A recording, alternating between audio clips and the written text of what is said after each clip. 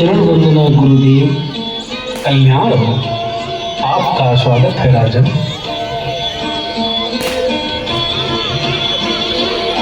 एक साधु के आश्रम में अकस्मात आगमन निश्चय ही कोई विशेष प्रयोजन होगा। हाँ गुरुदेव, हम आपसे अपने मन की बात एकांत में करने आए हैं। हे मुनिवर, राम अब सब प्रकार से योग्य हो गया है। मंत्रीगण, नगर निवासी, यहाँ तक कि शत्रु भी उसका आदर करते हैं। सारी प्रजा को वह वैसे ही प्रिय है जैसे मुझे और आपको। इसलिए मैं अयोध्या का राज्यभार अब उसको सौंपना चाहता हूँ। हे नाथ, यदि आप राम को राज्यपद प्रदान करने की आज्ञा दें तो अपनी आंखों के सामने राम का राज्याभिषेक देखने की लालसा पूरी हो जाए। फिर ये शरीर रहे ना रहे, मुझे इसका पछतावा नहीं रहेगा।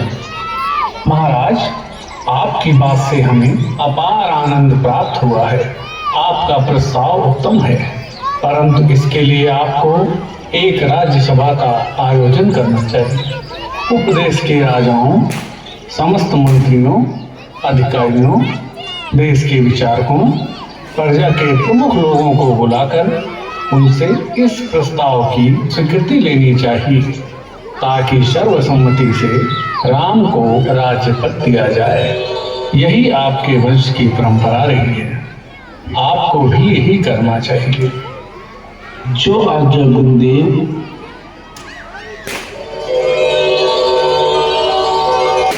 ये मरी ऐसे ही करती है। अरे करम जली, आए तो सही। कहाँ मर गई थी तू? देख, तेरे लिए कितना बहुमूल्य हार सबसे पहले निकाल कर रखा था। ला, मैं स्वयं तुझे अपने हाथों से पहना दूं मेरी मंथरा माई। माला गले में मत डालो रानी, गला काट कर फेंक दो, जिससे तुम्हारे बुरे दिन अपनी आंखों से ना देखो। चुप रह, ना जाने क्या बकबक करती है। बुरे दिन आए मेरे बैरियों के। मंथरा मंथरा, मुझे तो बस एक ही बात दिखाई दे रही है कि कब मेरा राम राजा बनेगा, कब अयोध्या के राज्य सिंहासन पर बैठेगा। हाय हाय हाय, खूब कहे करा। मुझे तेरा रूप अच्छा नहीं है, कम से कम बातें तो अच्छी किया कर। व्यर्थ के गाल बजाई जा रही है। ओहो, लगता है तुझे किसी ने कुछ कहा है, क्योंकि मेरा राम वो तो कभी किसी से कोई कड़वी बात कह ही नहीं सकता। क्यों कहेगा? सबसे नीचा रहकर ही तो सारी अयोध्या का राज लग जाएगा। कर्मचारी, तेरी जीभ खिंचवा दूंगी, समझी? अरे राम बड़ा है, वही राजा बनेगा, और फिर सूर्यवंश की रीति भी यही है। उस रीति का परिणाम उल्टा है कभी? राजा बनेगा राम और भारत बनेगा दास, और तुम बनोगी दासी। किसमें साहस है मुझे दासी बनाने का? किसकी दासी बनूंगी मैं? अपनी स्वार्थ की। वह तुझसे अपने चरण दिलवाएगी, चरण। जरा सोचो रानी, जिस राजा को तू जीवन भर नाच नचाती रही, उसी ने राम के राज तिलक की बात भनक भी तेरे कान पर पड़ने दी। मेरी भोली रानी, तू सौत का विष नहीं जानती। सौत मिट्टी की हो, वह भी जहरीली नागिन होती है। नहीं, मैं किसी की दासी नहीं बनूंगी। सौत की दासी बनने से पहले मैं विषपान करके मर जाऊंगी, लेकिन किसी की दासी नहीं बनूंगी, कभी नहीं बनूंगी। मरने की क्यों सोचती है मूर्ख? जीतने की सोच। यह सोच कि सौत की जीती हुई बाजी कैसे पलट जाए, राम की जगह तेरा बेटा राजा बने। मंथरा, अब ये झूठे सपने क्यों दिखा रही है? कल भोर होते ही राम राजा बन जाएगा। कल में और आज में अभी एक रात बाकी है। एक रात में क्या हो सकता है मंत्रा? अगर तुम चाहो तो बहुत कुछ हो सकता है रानी। हमारे पास एक रात बाकी है। अगर तुमने ठीक पासा फेंका तो जीत हमारी है। सुन, तुझे याद है महाराज के पास तुम्हारे दो वरदान बाकी हैं। अब वह दोनों वरदान मांगने का समय आ गया है, जिससे अपना काम बच जाएगा। तुम्हारी पहली मांग होगी राम की जगह भारत का राज तिलक, और दूसरे में राम को 14 वर्ष का वनवास। सुन रानी, पहले महाराज से राम की सौगंध का वचन ले लेना, फिर अपनी मांग कहना। भूलना मत, याद रखना। रानी, मैं चलती हूँ। महाराज के आने से पहले उतार फेंक यह आभूषण, यह मुकुट जल से निकली मछली की तरह धरती पर तड़पती रहे। रो रो कर आंखें सजा ले, भली सी झूठे आंसू हो। तुम्हें इस हालत में देखकर महाराज के होश उठाएंगे। जा मेरी रानी, दिखा अपना प्रिय चरित्र और जीत ले अपनी बाजी। मंथरा मंथरा मंथरा, तूने मेरा और मेरे पुत्र का सर्वनाश होने से बचा लिया है। आज यदि तू न होती तो मुझ अभागन को तो इस षड्यंत्र का पता ही नहीं चलता। महाराज ने मेरे साथ विश्वासघात किया है। अब मैं भी देखती हूँ कि राम कैसे बैठता है राजगद्दी पर। जैसा तूने कहा है मैं वैसा ही करूंगी। अब मैं भी देखती हूँ मेरे पुत्र के साथ कौन अन्याय करता है। मुझे अपने भारत की सौगंध है, मैं राम को राजा नहीं बनने दूंगी, कभी नहीं बनने दूंगी।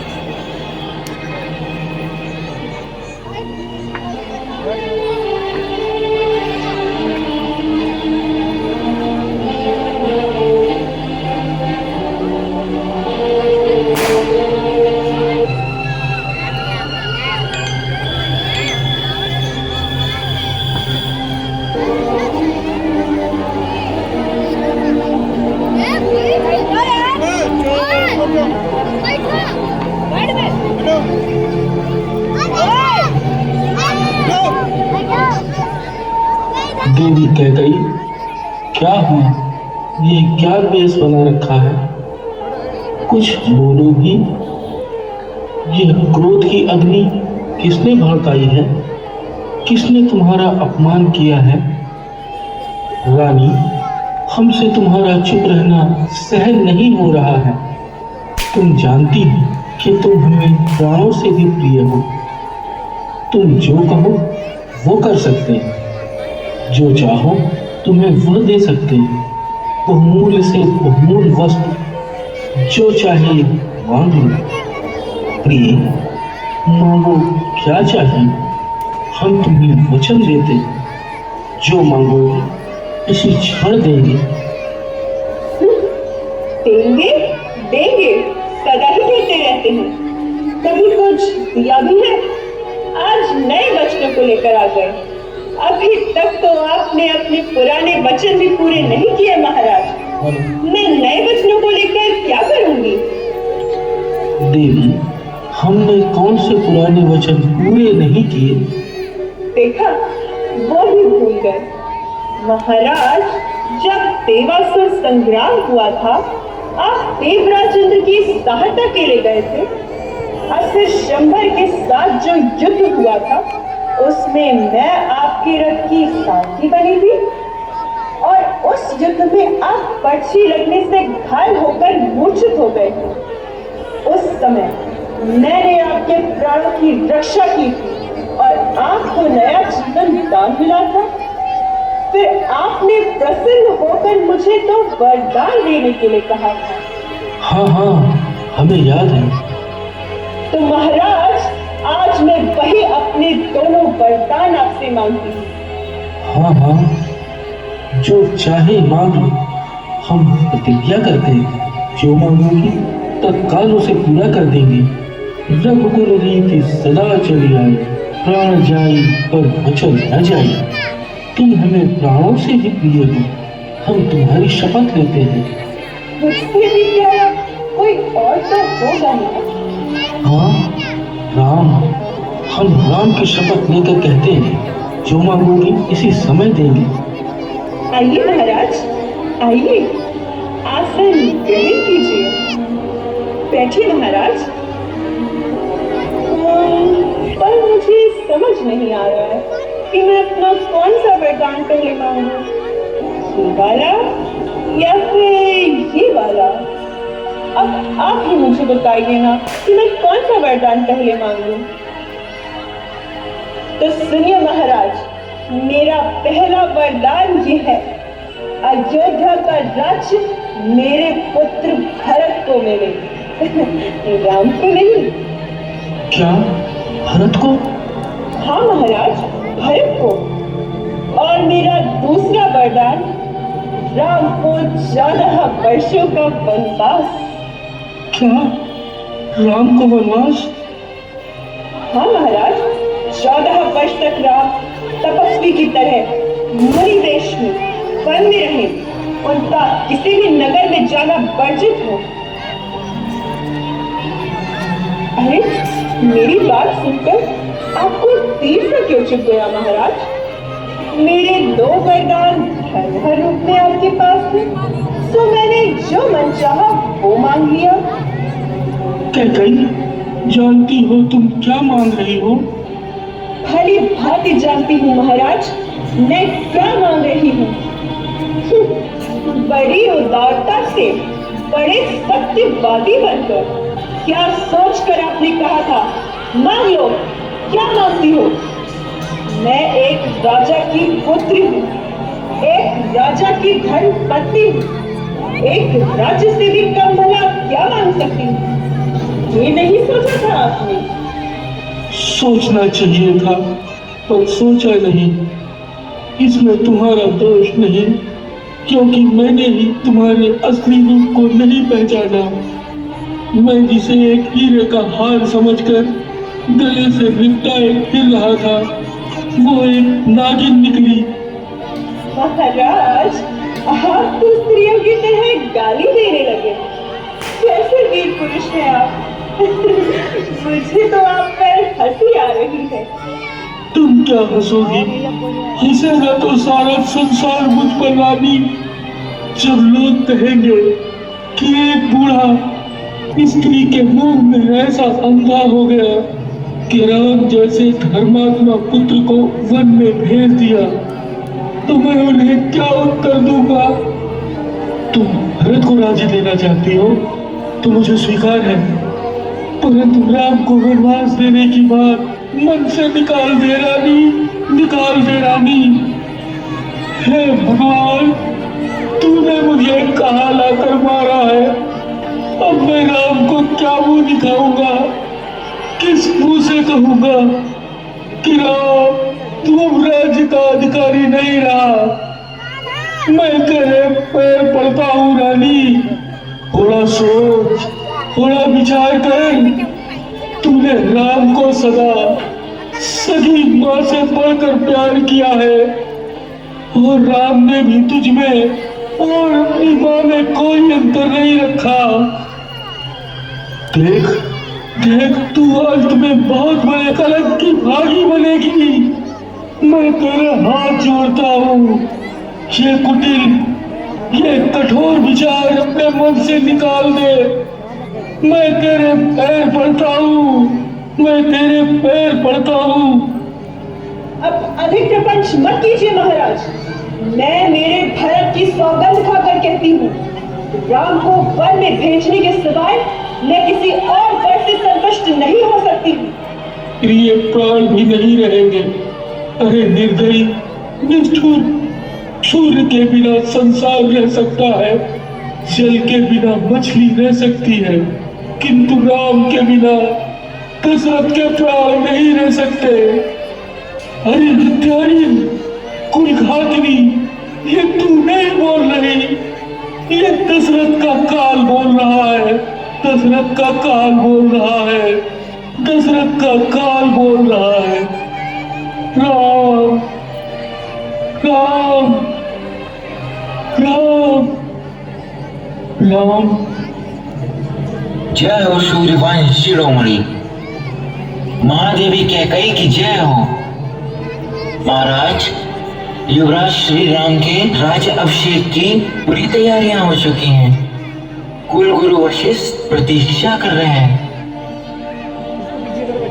महादेवी, महाराज की इस दशा का क्या कारण है? और सुनो, कल प्रातःकाल राज्याभिषेक राम का ही मेरे पुत्र भरत का होगा और राम को मिलेगा 14 वर्षों का वनवास। यही हमारे महाराज की इच्छा। चाहिए कुलगुरु वशिष्ठ सहित सारी अयोध्या नगरी में सूचना पहुंचा दी जाए। महाराज, महारानी जो कह रही हैं, क्या ये सत्य है? मुझे ऐसा प्रतीत होता है जैसे यहाँ कोई बहुत बड़ा षड्यंत्र रचा गया है। अन्यथा महाराज, जो अपनी सारी प्रजा को अपनी संतान से बढ़कर स्नेह करते हैं, वह स्वयं अपने किसी भी पुत्र के साथ ऐसा अन्याय कभी नहीं कर सकते।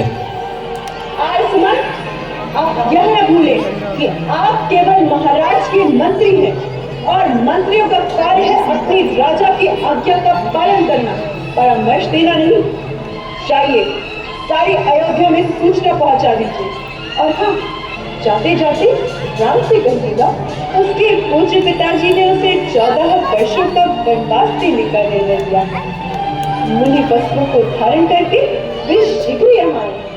तुम्हें मंत्रिया के हाथों उसके लिए मुनि वस्त्र भिजवा देती हूँ। जाइए आर्यसुमन, आज्ञा का पालन कीजिए। जो आज्ञा महारानी। महारानी, आपकी सूचना राजकुमार को दे दी गई है।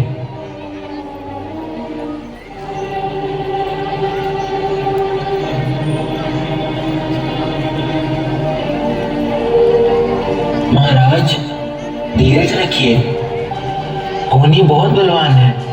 भाग्य के लेख और उसकी विडंबना को समझना हम मानवों के बस में नहीं है। हो सकता है नियति के अनुसार अयोध्या के राज्य के वास्तविक उत्तराधिकारी युवराज भरत ही हो और युवराज राम के भाग्य में वनवास ही हो। ऐसा मानकर अपने आप को कष्ट देने से तो उत्तम है कि आप इस बात को स्वीकार कीजिए। यदि आप ही इस प्रकार आशाहीन होकर निराशा के सागर में डूब जाएंगे तो सारी प्रजा पर क्या प्रभाव पड़ेगा? महाराज, राजकुमार राम, सीता और लक्ष्मण पधारे। पिताजी को पुत्र राम का प्रणाम। मां, आपको पुत्र राम का प्रणाम। पिताजी, आर्यसुमन ने मुझे सारा वृतांत सुना दिया। अब आपको अपने श्रीमुख से आज्ञा देने की भी आवश्यकता नहीं। पुत्र वही बड़भागी होता है जो पिता का मनोरथ जान लेने से ही उस पर आचरण कर सके। पिताश्री, धैर्य धारण कीजिए। आप जैसे नरसिंह का इस तरह व्याकुल होना उचित नहीं। रघुवंशियों के लिए तो अपने वचन का पालन करना ही उनका सबसे बड़ा धर्म होता है। और फिर मैं आपका वचन कैसे झूठा कर सकता हूँ? आपका पुत्र होकर अपने कर्तव्य से कैसे मुंह मोड़ सकता हूँ? क्या सीता और लक्ष्मण भी तुम्हारे साथ जा रहे हैं? जी पिताजी, मैंने इन्हें बहुत समझाया परंतु ये किसी प्रकार नहीं माने और माताओं की आज्ञा से मुझे इन्हें भी अपने साथ लेकर जाना होगा। विधाता, ये तूने किस पाप का फल मुझे दिया है? किस अन्याय का दंड इस अभागे दशरथ को दिया है? क्या मेरे भाग्य में इसी प्रकार पुत्र वियोग में तड़प तड़प कर मरना लिखा है? राम, तुम महाराज को प्राणों से अधिक प्रिय हो। जितने क्षण तुम इनकी आंखों के सामने रहोगे इनका पुत्र मोह बढ़ता जाएगा और इन्हें उतनी ही पीड़ा होगी।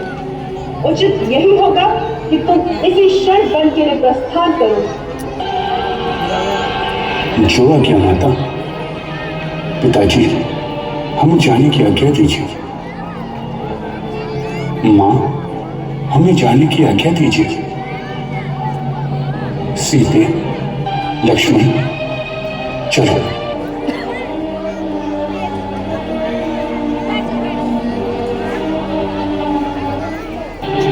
राम, राम, राम।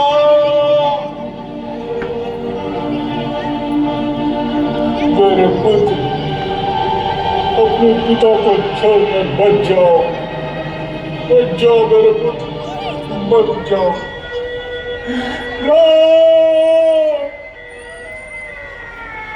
दूर हो जा मेरी आंखों के सामने से चल डाली। तूने मुझे कहीं का नहीं छोड़ा, तूने मेरा सर्वनाश कर दिया है। तूने मुझे मेरे ही बच्चों के जाल में फंसाकर मेरे साथ षड्यंत्र किया है। तुझ जैसी कपटी, लालची और अभागन स्त्री के मोह में फंसकर अपने पुत्र, अपनी बहू को देश निकाला देने वाला क्रूर पिता हूं मैं। सारा संसार आज मेरी निंदा करेगा। मैं इस कलंक को अपने माथे पर लेकर जीवित नहीं रहना चाहता। दूर हो जा मेरी आंखों के सामने से पापिन।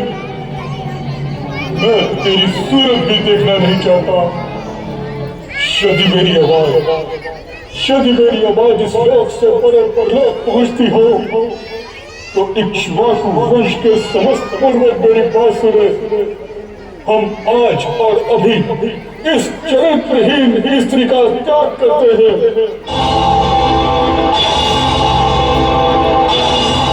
मेरे मरणोपरांत तू मेरे शरीर को छूने के भी अधिकारी न हो। यदि तेरा पुत्र भरत भी इस षड्यंत्र में तेरे साथ भागी है तो उसके द्वारा अर्पण किए हुए जल से मुझे कभी मुक्ति न मिले।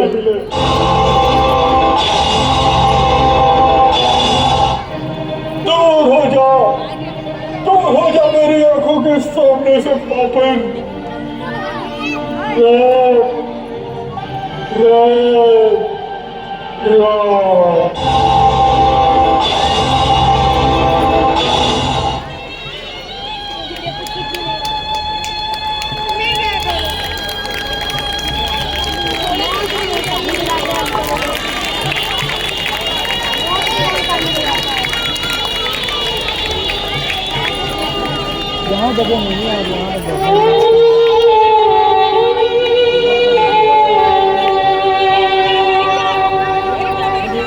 बालपने में पिता पुत्र को काहे दुलारे हो, कान्हा देकर उस दुलार का बेटा मोल चुकावे हो।